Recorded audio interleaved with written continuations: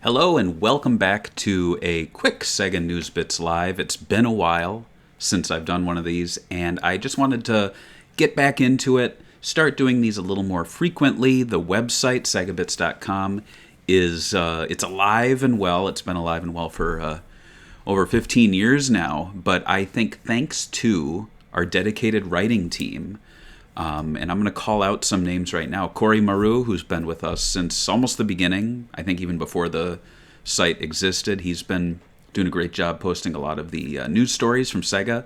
We also have myself and George posting stories. And then we've had some reviews, some great reviews from Dakota.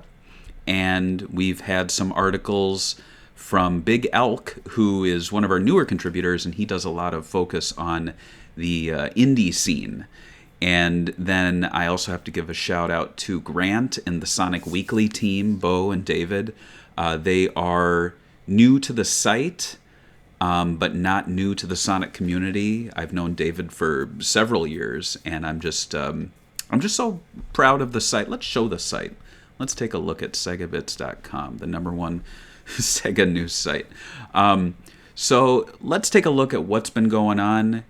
For those of you who don't frequent the site, maybe you should, because it's starting to be really active again. There's lots of Sega news coming, and I should know this because I get all the press releases, and it just seems like they're really ramping up the rollout of these that new energy, new era thing they did a while back, where Jet Set Radio and Golden Axe, Shinobi, they're all coming back.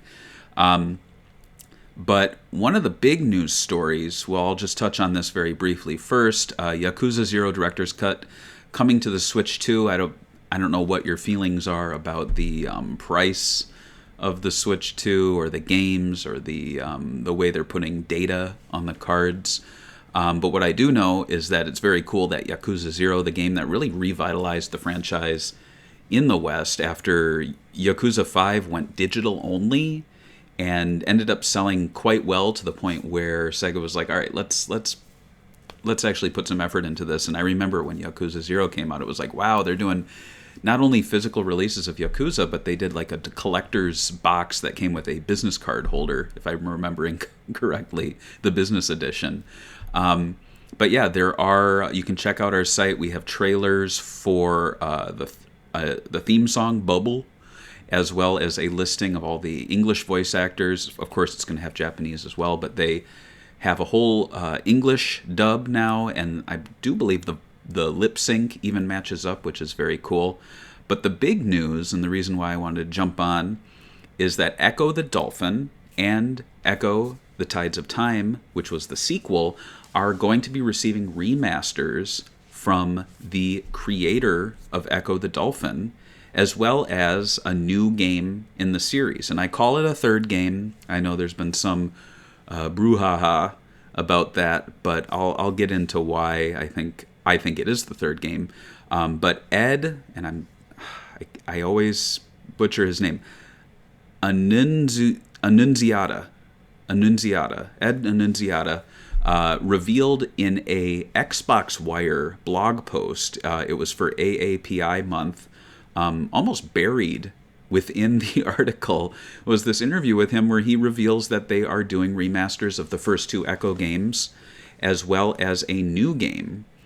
He says they are going to remaster the original. They will make a new, and this is his wording, a new third game with contemporary play and GPU sensibilities, which is such a weird insider term to use. I don't know why he said that. Imagine that, oh, kids, new GPU sensibilities, yay! But as far as the Ecco franchise, the first game, Ecco the Dolphin, the second game, Ecco the Tides of Time, those were both on Genesis and Sega CD. I prefer the Sega CD versions because the soundtrack is just mwah, from Spencer Nilsson, who also did the US Sonic CD soundtrack. Listen to the soundtracks, especially the sequel. It's some really good stuff. It puts you in a mood. But that third game, now, if you look at the other releases for Ecco, Ed and his team did work on Ecco Junior. There were two of those games, one for the Genesis, one for the Sega Pico. There were also Master System and Game Gear versions of the original Ecco, which, I wouldn't say are new games, but they're kind of their own experience of the same sort of story. The Ecco Junior games are actually just a young Ecco, so I don't think it's his son. I think it's like almost like a kidified prequel that is like very playable for younger players. And so what about that Dreamcast game? Well, that was not from Ed and his team. That was from a different team. Was it Appaloosa Software? Because it was Nova Trade for the originals, Appaloosa. And I was clued in when I guessed it on Sonic Weekly that they used the same engine for the Ecco Dreamcast game for a Jaws video game, which is really funny. But yeah, that was really a reboot, and it's a great game in its own right. It has its issues, but I think it's a beautiful game. But Ed clearly does not see that as the third game, especially since, as I mentioned, it was a reboot. So there was a website. Let's check that out, actually. It was EccoTheDolphin.com. And there's just this countdown timer. So 8,352 hours to go, which is almost a little under a year, which is a really funny countdown timer to do. I'm hoping more appears on this site. Is there sound? Oh, look at that. I don't know if y'all can hear that. Maybe you can't. It's just some beautiful music. But in any case, yeah, we've got a ways to wait. It does not seem like SEGA is involved, though it's possible that their logo might appear on the back, sort of like how Shenmue and 3 and Bayonetta 2 kind of, had some sort of level of involvement in terms of just IP ownership. But who knows? Another bit of news is that Sega and Jakks Pacific are releasing a DC Cross Sonic the Hedgehog crossover line that are hitting shelves fall 2025, though if my Target pre-order announcements that I've been receiving today, at least for Star Wars toys, are any indication, I don't know about that, because the tariffs by President Dumbfuck they're really messing with things, because now it seems like importers are just not importing. They're leaving things in China until tariffs go down. So yeah, I've received some cancellations today. I would not be shocked if these either get postponed or are pushed up in price to the point where kids are actually not interested in buying them. Remember, we can only have 2 dolls and 5 pencils, according to Shitface McGee out there. But in any case, we might be seeing like Sonic crossover toys on shelves this fall, if things proceed. I don't know. But yeah, it's an interesting mashup. I've noted it reminds me of the the Looney Tunes Happy Meal toys. I think they were Happy Meal or Burger King. Probably Happy Meal, where it was like Bugs Bunny was doing, the strong man pose like this, and then you would snap on a body on top and he was Superman, and then there was Batman and Wonder Woman. But yeah, it's an interesting crossover. My only concern is that stuff like this usually takes up shelf space from the regular Sonic toys, so it could mean that it's going to be harder to find non-DC crossover toys with Sonic, or it could mean that these are just going to replace where we have been seeing the Sonic 3 movie toys. So yeah, we'll keep our eyes on that. And as I mentioned, there is a review of 2 Point Hospital, a game that came out a little bit ago, but it's still really great to see a write-up on our site from Dakota. You can click on over, check that out. And then the last bit of news I wanted to cover was this. But before I do, I just want to do a shout out to the people at Retrobit. They are collaborating with us. This contest is not live yet as I post this video, but I will put the link in after the contest starts in 14 hours. But we are doing a giveaway for their controllers. And actually, I have one right over here. Let me go grab it. I actually have 2 of them. Let me go get it. It's right next to me. And these are their new Saturn controllers that have little joysticks. So we are going to be doing a giveaway. It's going to be through a dedicated URL on that they're hosting, and it's essentially going to ask you to follow us on various social medias, and then when you do that, you get entered. And I think it's one of those situations where the more things you follow, the more entries you get. So we're giving one of each of these away, not these ones. They're going to be sending them directly from Retrobit. And yeah, very cool that they're collaborating with us. I love these. These were samples sent to me some time ago. And it's just a really great mashup of the Japanese Saturn pad, but with modern sensibilities. So you can use these on your Switch, and there's also Saturn capability.